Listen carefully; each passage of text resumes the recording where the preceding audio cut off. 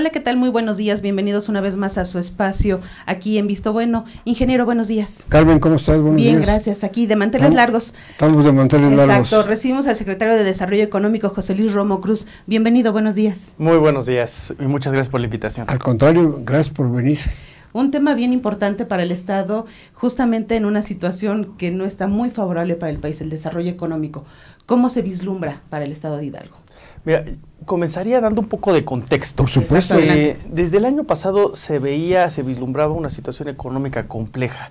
Para darnos una idea de las dimensiones, de la complejidad, si nos comparamos, por ejemplo, con el arranque de la administración pasada, pues tenemos una actividad económica un 65% menor con la que arranca esta administración. Un tipo de cambio, bueno, depende, pero debe de estar ahorita en un 70% mucho más caro.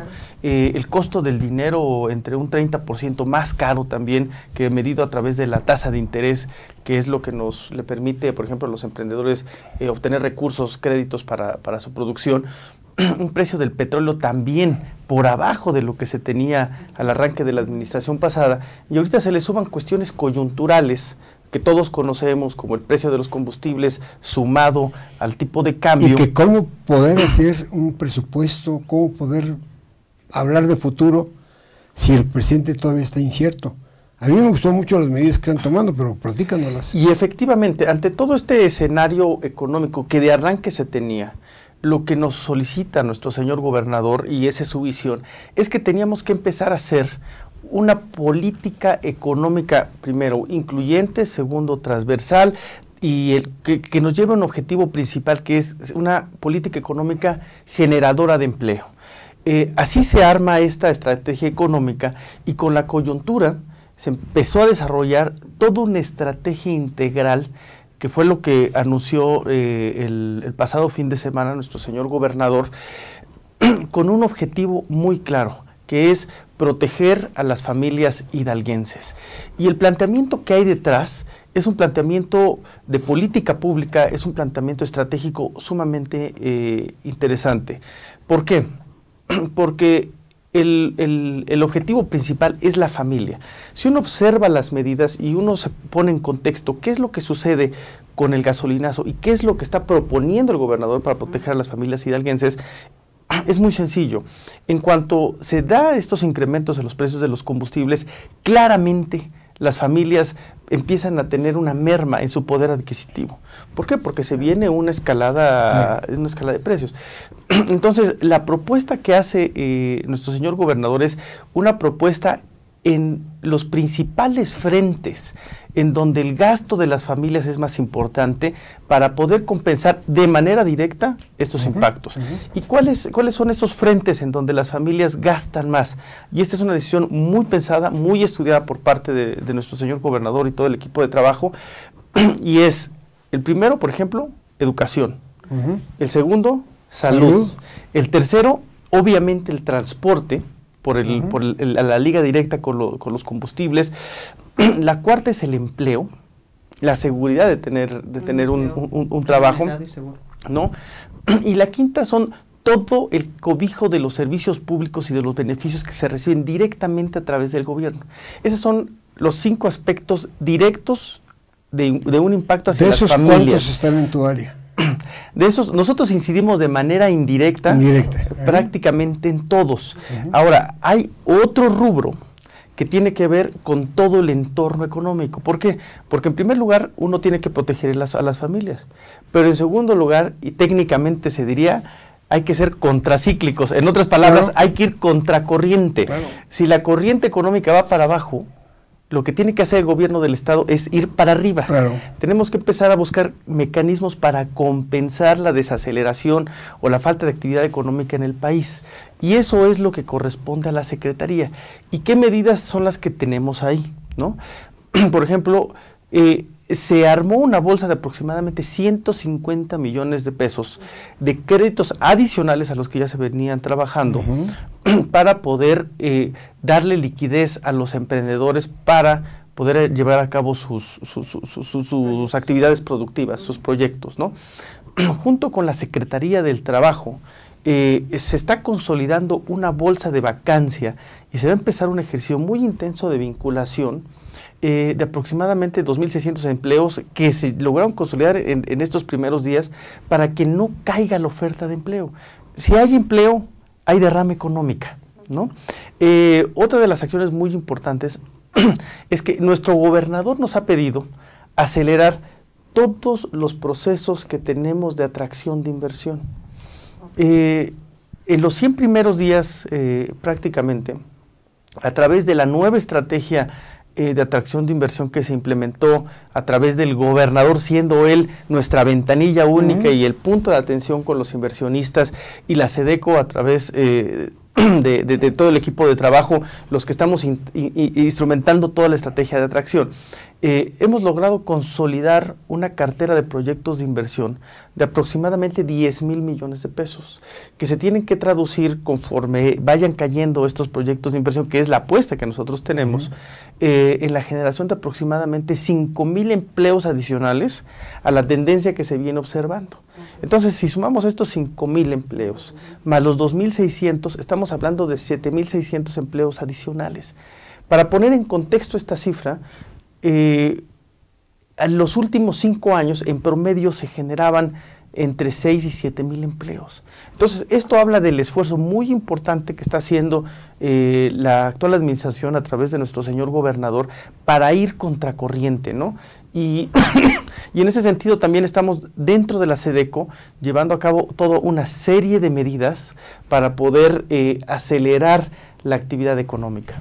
Los empresarios en algún momento, bueno, pues todos los gobiernos tienen determinadas reglas para poder llegar y sentar sus bases en los estados.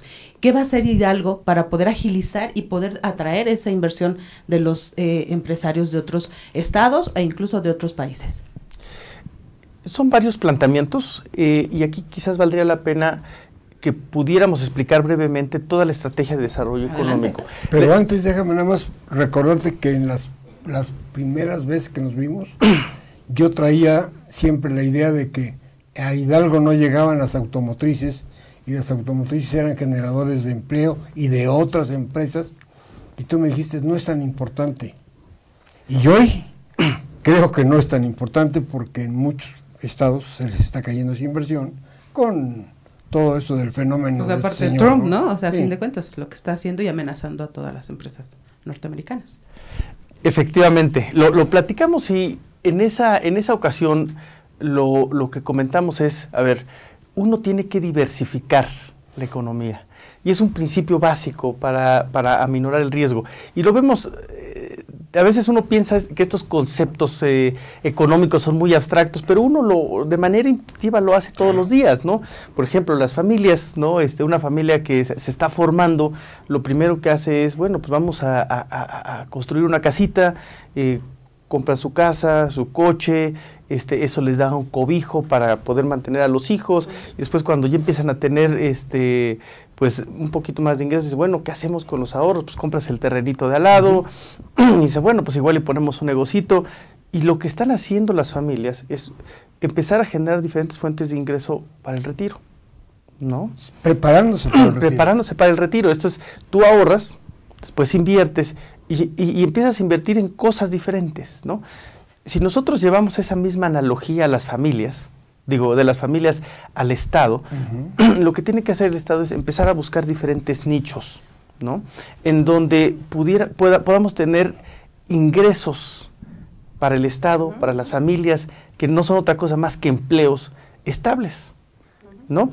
Si la apuesta económica es solamente un solo sector, por ejemplo, la automotriz, el de las armadoras, pues por ejemplo, si estuviéramos viviendo lo que otros estados están viviendo, pues ahí quedamos paralizados. Pues pueden tronar a un estado. No, por supuesto. ¿No? Y muchos que ya invirtieron. Y muchos que ya invirtieron. Donaron terrenos para que se construyeran las automotrices. ¿Y ahí se va a quedar? Y ahí se va a quedar. Y hay otra cosa que tiene que ver con todo esto y está plasmada en la Estrategia de Desarrollo Económico. Las inversiones que nos ha pedido nuestro señor gobernador buscar son inversiones que deben tener 3 grandes características.